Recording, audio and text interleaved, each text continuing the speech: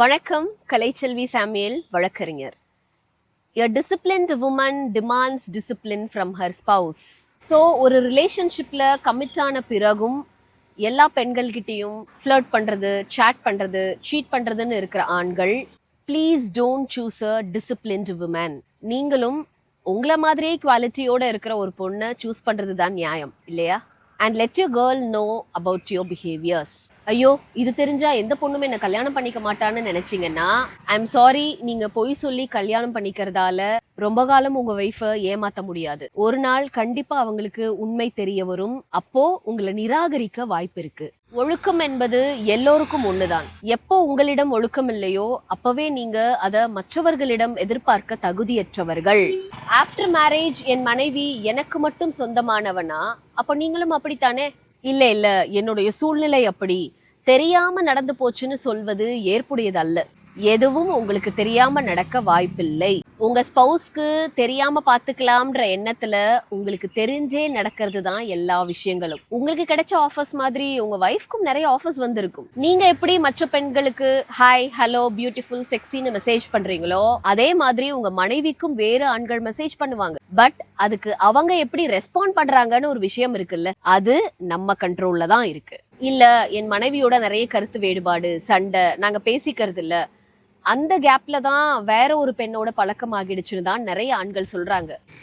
உடனே ஒரே நாள்ல எந்த ஒரு பொண்ணு கூடயும் பழக்கமாகாது. டெய்லி ஹாய் ஹலோன்னு ஆரம்பிக்கிறது அப்படியே நீடிக்கும். யாருன்னே தெரியாத ஒரு பொண்ணு கிட்ட ஹாய், ஹலோ, பியூட்டிஃபுல்னு சொல்ற போய் பிளஸ் அவங்கள பியூட்டிஃபுல், அமேசிங், செக்ஸின்னு பிரைஸ் பண்றதுல பாதியாவது உங்க மனைவியிடம் பேசியிருந்தா குடும்பம் நல்லா இருந்திருக்கும் இல்லையா? அங்க போட்ட எஃபர்ட்ல பாதியாவது மனைவியிடம் கட்டியிருந்தா வாழ்க்கை அழகாகி இருக்கும் இல்லையா? உங்களை நேசிக்கிற ஒருவரிடம் சாரி சொல்றதுலயும் இறங்கி போறதுலயும் என்ன தவறு இருக்கு? இது கணவன் மனைவி ரெண்டு பேருக்கும் தான். பெண்களுக்கு நான் ஒரு விஷயம் சொல்ல விரும்புறேன். வாவ், யூ லுக் பியூட்டிஃபுல்னு உங்கள் பிசிக்கல் அப்பியரன்ஸை பாராட்டுற உரிமையை யாருக்கும் கொடுக்காதீர்கள். பிகாஸ் அதை விட ஒரு பெண்ணுக்கு அவமரியாதை வேற எதுவும் இல்லை.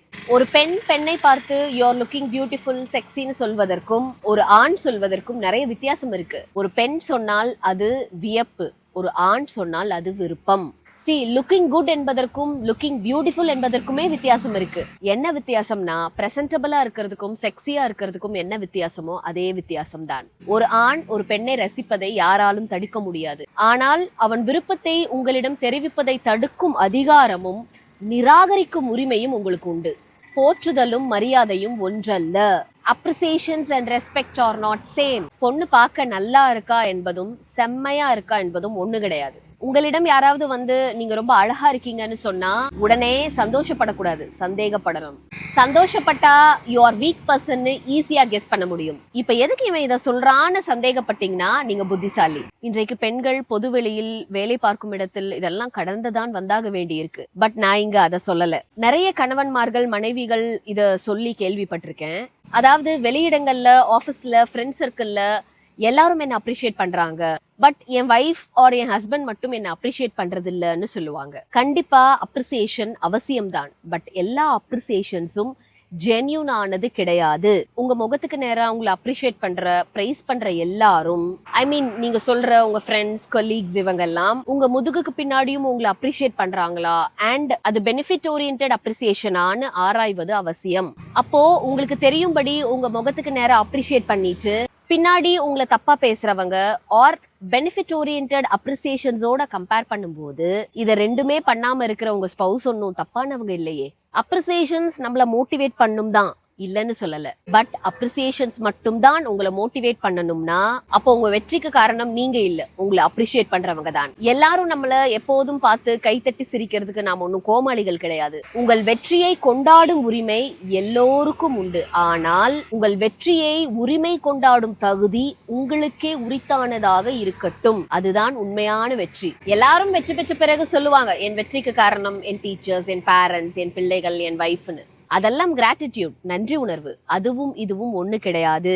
சோ அப்ரிசியேஷன்ஸ் ஒரு ரிலேஷன்ஷிப்ல அவசியம்தான். அதுக்காக lack of appreciation should not become a barrier in a relationship. உங்கள் முயற்சிகள் அப்ரிசியேஷன்ஸை நோக்கி நகராமல் இலக்கை நோக்கி நகர்வது அவசியமானது.